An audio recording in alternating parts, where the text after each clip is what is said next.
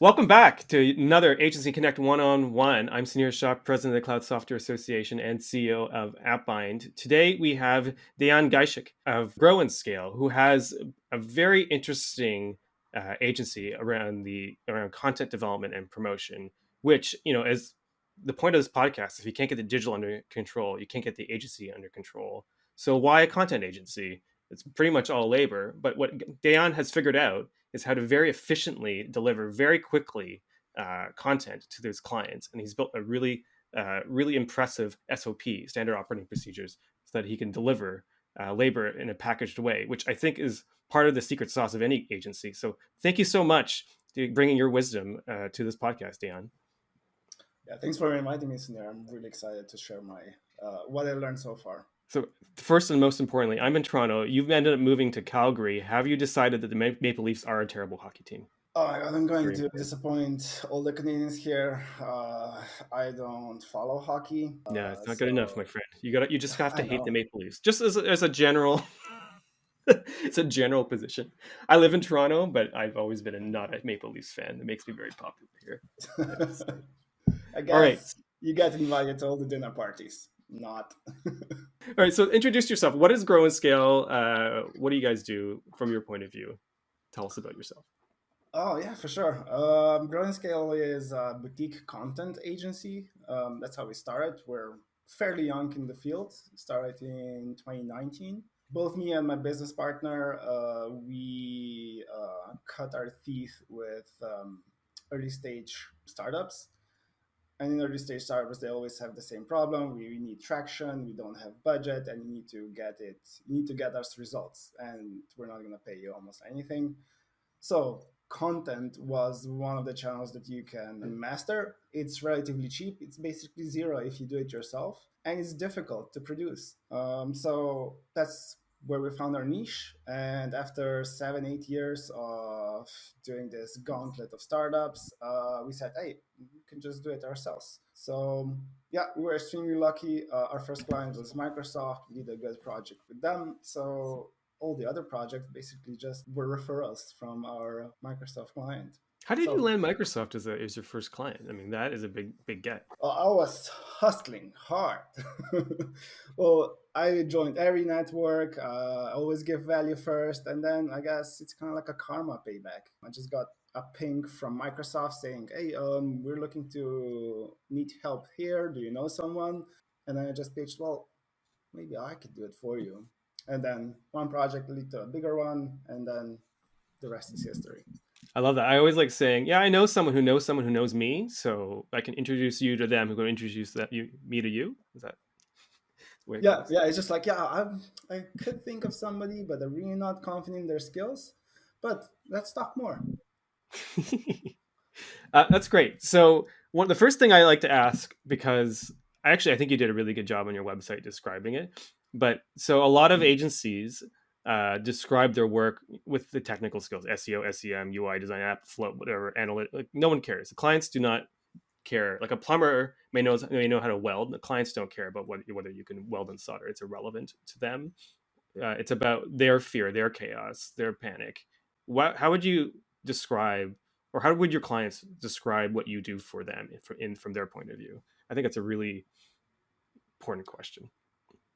Yeah, I think there's a lot of content agency that avoid this question or don't know how to answer it. And basically, when you approach everybody, you just need to tell them that yeah, you're gonna fix their problem and you're gonna bring them money.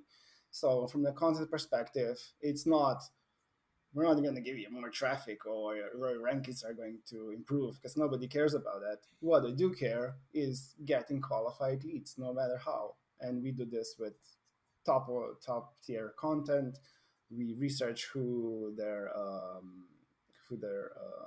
audience is.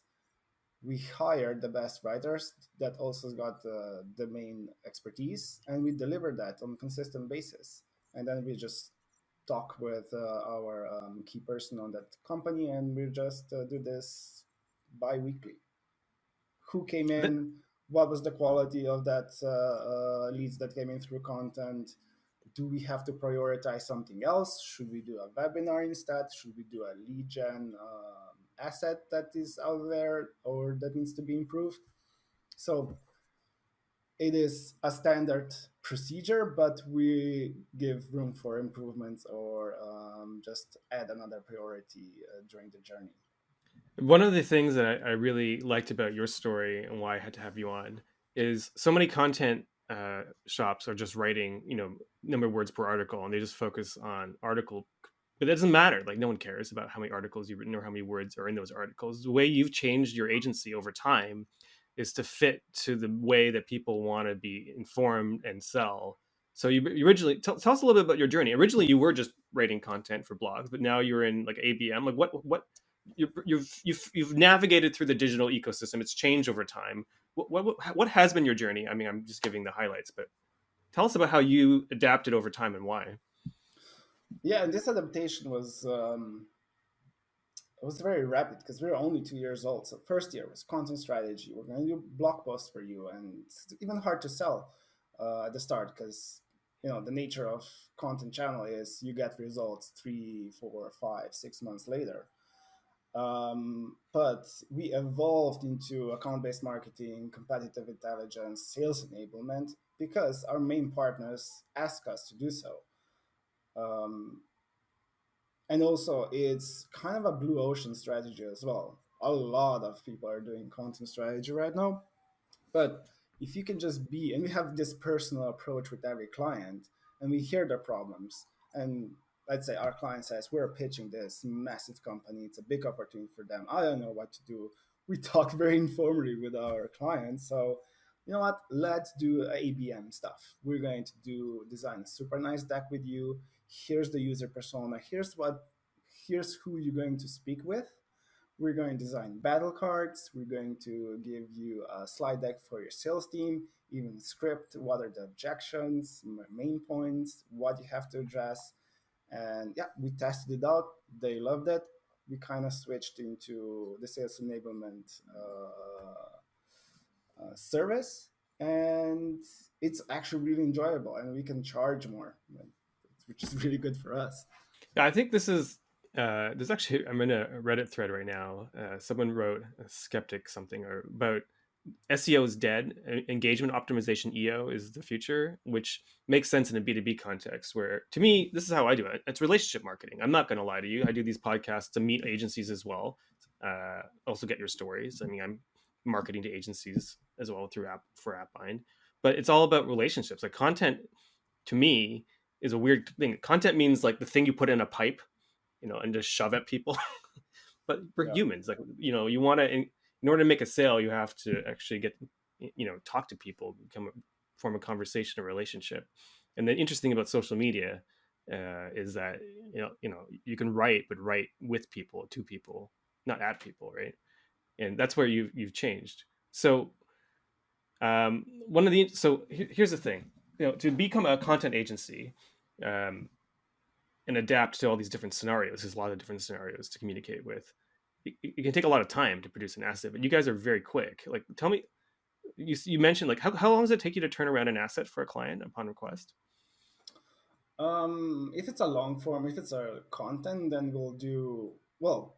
Here's the thing: when we onboard a new client, we would spend up to a month for research. So we just kind of have the foundations, and once we have the foundations, we don't need to have back and forth conversations because we did our heavy lifting up front. We actually understand who it is. We hired and vetted the writers that are going to be dedicated for that account. We produce the roadmap. Here, what the content is going to look like for the next 3 to 6 months, and our client just aggressively nods, and then we just follow the plan. And the actual turnaround for the content depends on complexity, but it would be under a week. It's pretty However, with quick. sales enablement, could be in a day because we already That's know. super fast. Oh yeah, yeah. That's it's basically why we retained all our clients even through this pandemic times because it's necessary, especially if you're working with organizations. They want quality, speed, and execution. And if we are the one that can provide with this values, then hey, why would you go with somebody else? That's the thing. I mean, to adapt to the context of sales, like they're in the conversation actively, right? And having someone who can deliver high quality assets quickly, custom to the target, is a game changer. So, I mean, that's super impressive. I'm very interested. So we were talking, before, and part of I'm trying to get to with this podcast is when you're selling, when you're on the agency life, you're in this treadmill where you're selling bodies, labor for money, effectively, and the time for money treadmill is very low, low margin, high risk. You don't. It's very hard to get leverage and profitability, but you have some very deep standard operating procedures. First around the research, and of course the writing. Commercially, are you doing like project based work per item, retainers? Like, how are you structuring this to your clients? Um, yeah, we do retainers for now. Not sure if this is the good strategy, but the clients are used to it, and we're used to it. It's good to have a predictable income month over month. So yeah, and the procedure they live in what we're using Jira Confluence right now. So every step of the way is documented. Even if you forget or stumble, hey, you can always go back and check. We've got videos how to do it for our early employees. Always can go back and check. And we just stress out like, hey, we have amazing opportunity right now. Just got off a call. Here's what they're doing. We would just muster everybody. We have an internal design team, so the slide deck is going to be great. We took notes. Here's our 30 days of research in this nice little value metrics of objections, value props, what messaging we're doing, and we need to turn around quickly. We need to impress this premium client, and they are impressed, and they stay with Okay, us. so let's break this down. So when you're in retainer, the pressure for the opportunity for profit comes from how efficient you are at delivering services. So you're not burning through time, right? Because your input cost, your team is paid effectively on time, but you are selling on output fixed rate. So you want to get the input low. I mean, that's the agency equation. So you're turning around things within a day. What is the process to make sure you can do that? I mean, you have some prep work you mentioned with the research. Maybe what is the process that you can like go, okay, input customer, like your customer send you an email, I need this, like what is a typical scenario, I need this, and then I need this output, and how do you turn it around within a day consistently? I think that's a really interesting story. Yeah, so usually when it comes to sales enablement and ABM, it will be really tough to do it just on the first week. So usually content strategy moves into sales enablement and ABM. And Mm-hmm. because we do have a personal approach, actually we're not looking into, oh, how much can I do in as little time as possible. We'll actually invest a lot in relationship. So we have more conversation at the start until we find this. Okay, I can totally understand what your product is. I understand you as a CMO or department head for this product more than you understand yourself. So when you do come up, let's say content manager or CMO comes from a meeting and they just got this mission that they have to close this major company, and they have this product. They talk to us, we take notes, we understand already, we have all the value metrics that we can go back to, and we just leverage the design team because we already understand the product, we understand their clients' pain points. We can just deliver this overnight. It's not going to be the prettiest ever, but we're gonna have a narrative. But we can do this only because we invested months or months of relationship building beforehand. Yeah. Let's get a little dirty and nerdy. Sometimes it's fun, it's useful. So you mentioned you're using Jira. So a client comes in, you have all this research. So you have the request, you have all this background effort and work. The team has been aligned. How do you actually manage the time to deliver it overnight so that everyone knows that what to do and do it in order? So it's coordinated internally. What are you doing? Yeah, Like we what a will just product? Like what is the actual like email product? Whatever Slack message, whatever you're doing. I'm curious because these things really matter to make these things efficient. Yeah. So let's say we just finished a call with our clients. We have our mission to go forward. We will transfer those notes from the meeting into a summarized document, and we'll also record a little video message for the team. We're all remote, so video team on the Slack channel.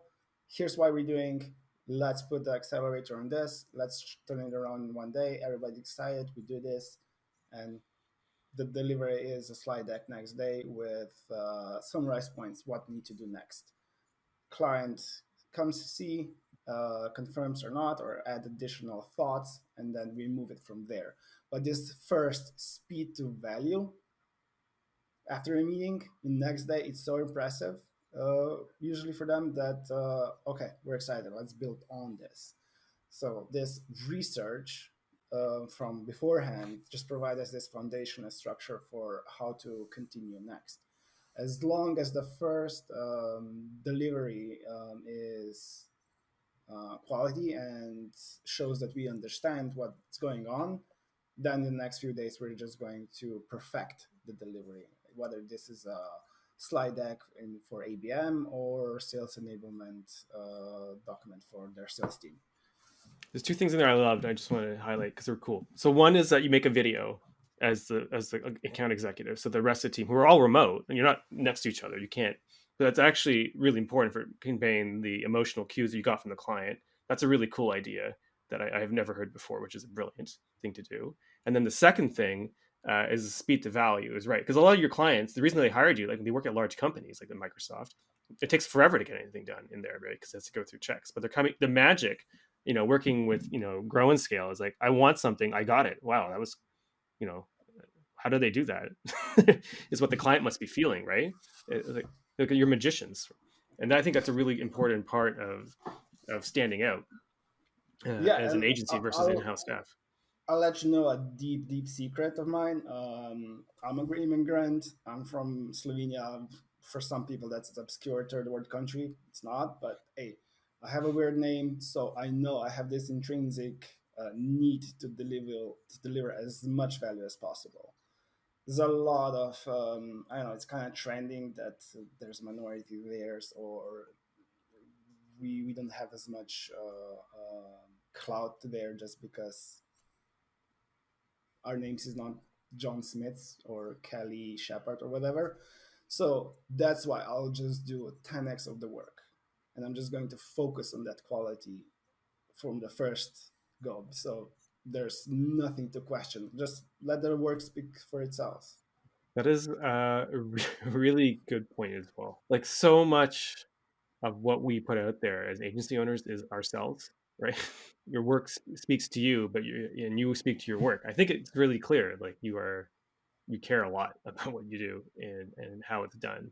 And like for your staff, are they all like staff? Or are they contractors? Like, are you have a network of freelancers? How do you work with them? That's a good question. So I definitely want to. We were paying attention to keep the overheads as low as possible. We do have internal core team of 5 employees because they're all in Europe.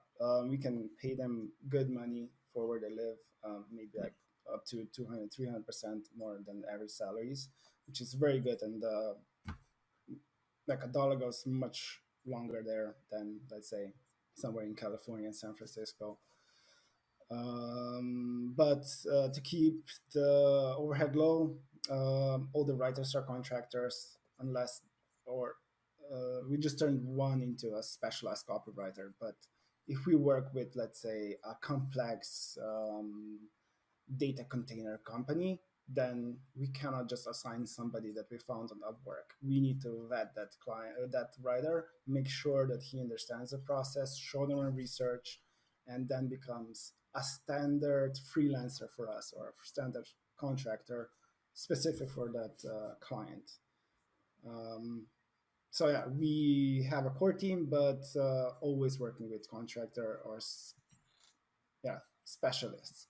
I kind of Well, see this is it the thing about like I just saw this how Hollywood movie gets made. It's not, oh, this company is going to do this. No, you start, you deliver a content to, well, a project to one person, director, and director goes and okay, we need a lighting specialist there. We need to pull in this person because he's specialized in CGI. We need to pull the costume design from here. So you basically just cobble along a SWAT team of specialists, but you do have your core managers, or for the lack of a better word. I guess like my last question, because I think it's also very difficult, is the vetting process because you said you get like very high quality um, writers, but it's hard to find them. And if you're in Europe um, and they're remote, it might be you may not. It could be from like a lot of places. I don't know how you find these people and how do you vet them. Like there's a lot of there's a lot of cities in Europe. Are they part of your close network? Or are you just finding them remotely, or how do you? And then how do you check their quality? Yeah, it's an excellent question. All writers are native speakers. They're usually from US, Canada, Australia, or somewhere from native speaking countries. The first thing that we're always going to do, we don't look at the budget, how much they're asking for. Look, if you're really good, hey, we would pay between 200 to 400 for 1,000 words, which is totally fine because our quality needs to be top. Because every content piece that we deliver must be evergreen and must be the best answer for that question that our client needs an answer. In terms of vetting, I would go manually because if we can secure a really good writer, he or she is going to stay with us for years. So let's say I'll return back. If it's about data containers, I'll probably go to Medium and see on medium.com, see, okay, this person has churned a lot of content. Clearly, the person's got the domain expertise and knows how to write. I'll just go for it. Hey, love your writing. Ever considered about writing with us? Here's our client. Just let us know what's your budget and are you willing to do this. Um, Initially, it takes a lot of time, and we do have a vetting process. The vetting process consists of let's check if you know how to write and how would you deliver. Just pick a content that this client would need, in your opinion. So we see if you understand the business, if you have expertise in this area, and if you know how to write. And we pay those task projects, and if you're happy with it, I just like, hey, just come join our team. We love you. That's amazing. And like you say, they stay with you for years. I mean, it's a tenure. Like if they're a freelancer, you could. It's kind of a tenuous relationship. But if they like you, what is your secret? They stay for a long time. What's your secret to keeping them happy? And it must be more than just paying them money. All that's important, but it becomes a personal relationship. Do you have any tips there? Because I think that's a really important part of making agency life fun and manageable, right? True, it's personal relationship. It's paying good money. That's too very obvious. But the big thing is we don't let them think too much. We give them a nice project that already looks okay. So if I'm delivering, if I need to produce content, then I'll do the outline research. I'll tell you, well, here's what we want to achieve. Here's a structure of the article that you want to achieve. Here are a little bit of resources that I would recommend to check out, but feel free um, to add more, or if you have any ideas, feel free to add them in. But here's a, I don't want to say template, but it's an outline of a document that's already neatly formatted for them. So it's kind of feels like, okay, you're not just throwing this project to me and let me do all the work. You're actually prepared, have the goals up there, and I can just go and do what I know best. So write and research. So it's kind of similar approach than with clients. We don't want them to make a lot of decisions because that's you'll get mental fatigue. And if, why would they hire you? They hire agency because you have specialization and they want to hand off all the hard work to you. So let's just make as little friction points as possible. If you can just, oh, I need this, and then you get it delivered, oh my gosh, so refreshing. I want to work with them again. And it's the same with our clients. Same with our writers. It's like I love that because everything about agency life is bringing order to chaos. Like everything. That's what I'm like really learning. And everyone is anxious everywhere because of the chaos. And what you're providing is your trusted expertise, so to speak, your trusted technical expertise. But really, it's just an orderly, friendly way of working. And it makes sense that your employees would also enjoy, or your contractors would also enjoy working with someone who just makes their life pleasant, and workable. Because isn't that what we all want? Is a pleasant and workable. Like maybe you should change your name from Grow and Scale to Pleasant and Workable. I don't know. I actually have an informal slogan. You probably heard about this sentence, like nothing personal, just business. Yeah, I think it's like it's personal and it's business. We're very informal. Informal. We talk with our clients like we grew up in high school together. We still keep it. We're all also going to deliver results, but hey, if we will talk with our client on Monday at 10 a.m. They had a hard weekend and they're not looking forward to meetings. But hey, with us, they're at least they're going to be looking forward to it, because we're going to ask, hey, how was your weekend? Is your dog doing okay? I know that your dog had diarrhea last week. I hope little Fifi is okay. But we also have kind of intrinsic, subjective way that we are also going to do results, but we also really, really freaking care about the person and the work that we're going to deliver. amazing. I love it. I really appreciate it. How do people get a hold of you? It's probably the best way is to go through the website, growandscale.com. You can reach to me on Twitter at DGAJSEK. So first letter of my first name and my last name. And I also have my personal website, the dgajsek.com. I've wrote a lot about growth studies, about how successful companies got their footing and why they become successful. And yeah, I love marketing. I love connecting. Please get in touch with me. Let's just exchange ideas. Amazing. Thank you so much for doing this. Thanks for sharing how you have brought order to chaos in a human way. I love it. Awesome. And take care.